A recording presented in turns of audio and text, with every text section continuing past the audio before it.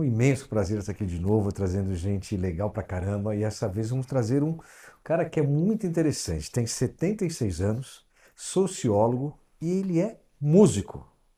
É isso? Isso mesmo. Renato Ortiz, um cara que tem histórias, um professor, um cara que estudioso, que morou fora, né? Não é fora de casa, né? Morou fora do Brasil, ele dá palestras. E é um cara que é uma sumidade aos 76 anos produzindo como ele produz. E ele vai nos trazer hoje o último trabalho dele que eu vou mostrar para vocês já já. Mas antes disso, um agradecimento especial a Minsight, que nos cede gentilmente mais uma vez o auditório aqui em Alphaville, a ESA e a querida Água Prata. Vamos lá, Renato, seja muito bem-vindo aqui no Nome de Prata. É um prazer falar com uma sumidade, um professor, um cara que tão estudioso que vem aqui falar um pouco da sua produção musical. Me conta um pouquinho como é que é essa vida de sociólogo e essa aproximação com a música. Bom, antes de mais nada, eu queria agradecer o convite, a oportunidade de estar É um aqui com prazer. vocês. São duas coisas distintas, embora tenham, digamos, pontos em comum. Evidentemente, a vida vida de intelectual é uma vida mais de universidade, conferências, palestras e livros. Eu escrevi vários livros, morei no exterior, me formei em Paris, morei em Nova York, dei aula em Stanford. E agora me aposentei ano passado na Ah, Unicamp. aposentou, não, Nica. Mas você é de Ribeirão Preto, né? Sim, eu nasci em Ribeirão Preto, embora tenha sido criado no Vale do Paraíba, em Taubaté. Ei, take it there. Take it Isso aí. there. E então é um tipo de atividade bastante que eu continuo desenvolvendo, independente do fato de eu ter me aposentado. Ah, não para, né? Porque o trabalho intelectual depende muito da cabeça, né? Se a Claro. cabeça estiver funcionando, dá para você continuar.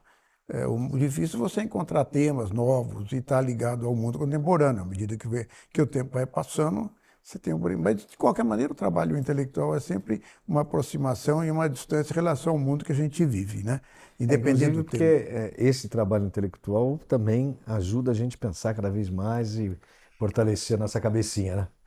Eu acho que sim, sobretudo com a idade, o trabalho intelectual. De uma certa forma, o trabalho intelectual não tem muita idade. Então você É, mas continua. nos ajuda, né?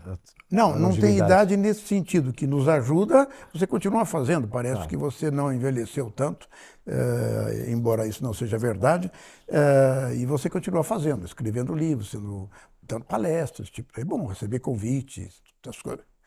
A música veio em função do que eu já fazia antes, mas que eu nunca tinha assumido assim, de frente. Então a ideia, um pouco agora, provavelmente, depois de tanto tempo, debutar à minha idade é um pouco anacrônico, mas eu achei Não, mas está interessante. começando agora um novo projeto. Cada dia um Mas projeto novo. as músicas são várias, né? O CD tem 11 composições, mais ou menos uma boa parte delas foi feita quando eu era estudante em Paris ainda. E as outras agora recente, durante a pandemia, um pouco depois da pandemia. Então, tem um pouco de antes e tem um pouco de agora. Tá, quantos álbuns você já produziu antes De da? música, É, esse é o primeiro. A esse é o primeira primeiro. experiência, nunca tinha feito uma experiência dessa.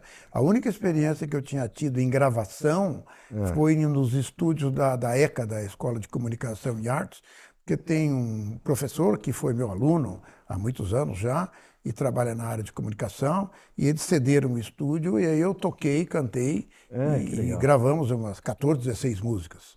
E você Tem continua tocando e cantando ou não? Continuo. Agora, o CD não. O CD foi uma experiência diferente, porque aí tive que contratar os músicos, tem cantor, tem cantoras. Então é toda uma Vamos lá, produção. vamos falar dele então. Me fala um pouquinho do Viagem, o seu primeiro álbum, que traz o que nesse álbum musical maravilhoso? Primeiro título, Viagem. É, por que esse título? Eu ia te perguntar isso. Por que Viagem? Isso aqui, esse desenho é o Skyline de Paris. Um amigo meu que é arquiteto fez isso, está na parede de entrada, do hall de entrada da minha casa. E ele fez a capa, ele é arquiteto, e ele é flautista também. Ele toca aqui numa das composições, que é Que uma legal. composição, digamos, instrumental só. Você pode falar o nome dele? Chama-se Cartoon, Marcos Cartoon. Marcos Cartu. Um abraço, Marcos Cartu. E o tema da viagem é um tema que me ocupou muito durante o trabalho intelectual. Eu escrevi muito sobre esse tema, viagem. Você? E eu acho que combinou. Aliás, o título nem fui eu quem deu, foi o próprio Cartoon. Então, É ele que deu? ele que deu o título, me sugeriu.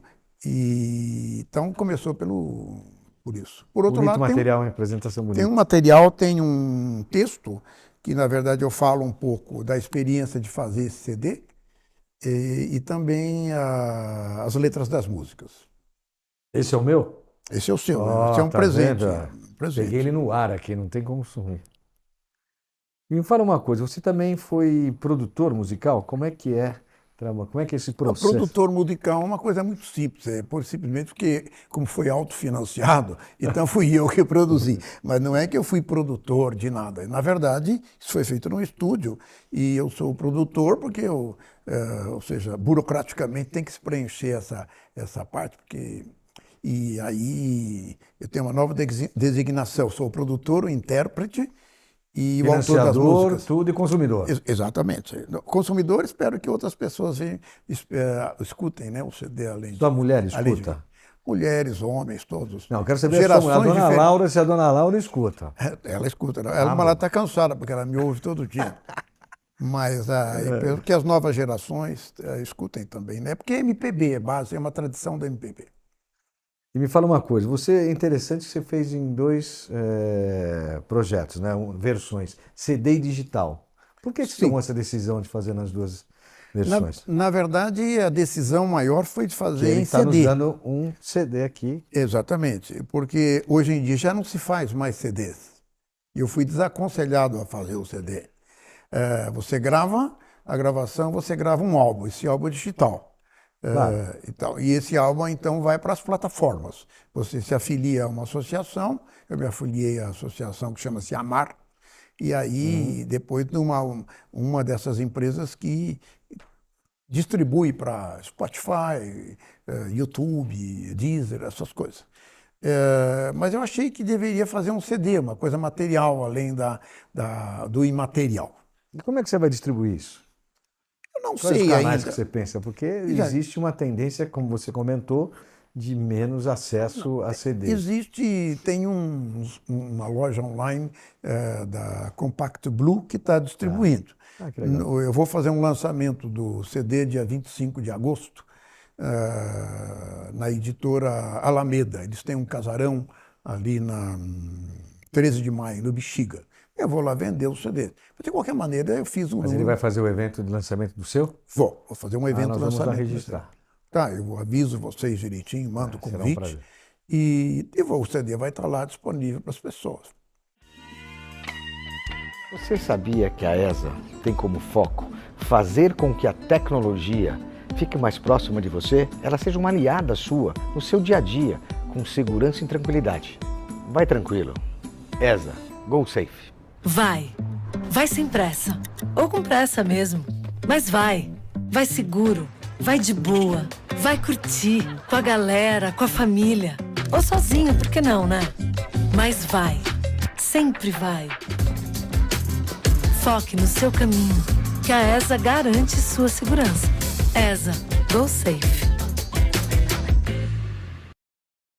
E você já escreveu quantos livros?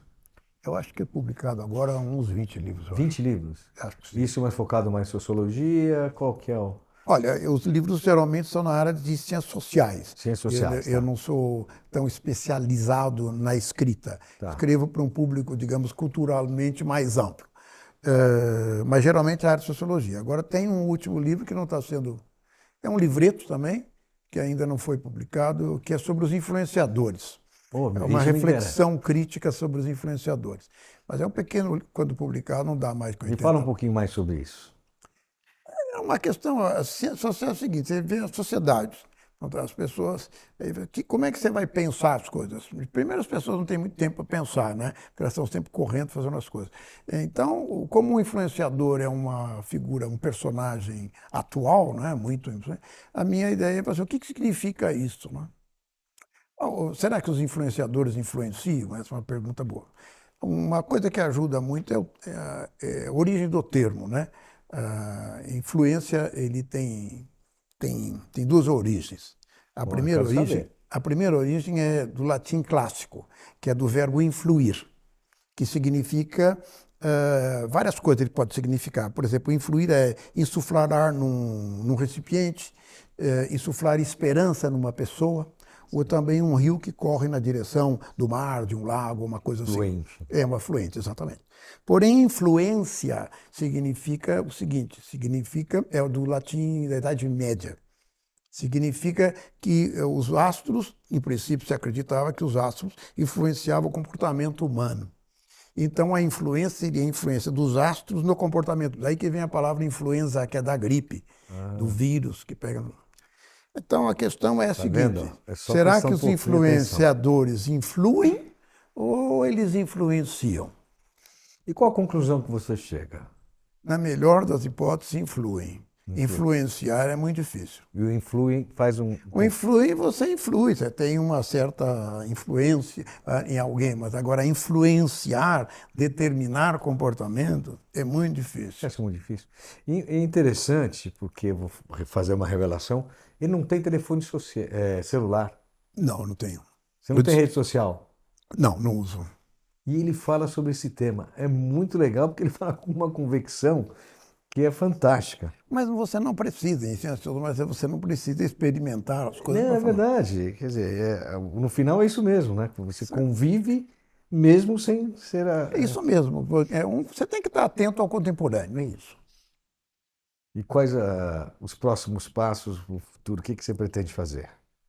Ainda não sei. Primeiro eu preciso fazer o lançamento do CD para fechar esse ciclo. Aí em seguida volto à escrita e continuo, acabei de compor uma música nova também. Eu vou continuar nesse caminho de escrever. Fala um pouquinho dessa música aí, para a gente entender. A música chama-se Ausência. Ausência.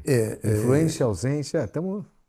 Ela lembra um pouco uma outra música que está nesse CD que chama-se Lamento. É uma música, digamos, em menor, tom menor. Ficou bonita a poesia. Que bacana. É bonito. E você continua trabalhando, e como é que você faz essa paixão pela música, o trabalho? Como é que você faz esse paralelo dos dois hoje? Não tem muita... São coisas distintas, mas não tem muitas... Você não tem uma, sei lá, uma consciência explícita de fazer agora eu vou fazer isso, agora eu vou fazer aquilo. Você vai fazendo um pouco, você lê, escreve. Eu tenho o hábito de escrever. Mesmo quando não estou escrevendo nada, eu tenho um caderno. Eu escrevo no caderno, no café, geralmente escrevo em café, com caneta tinteiro. Aí escrevo aqui, passo para o computador. Mas são observações que eu faço, sim.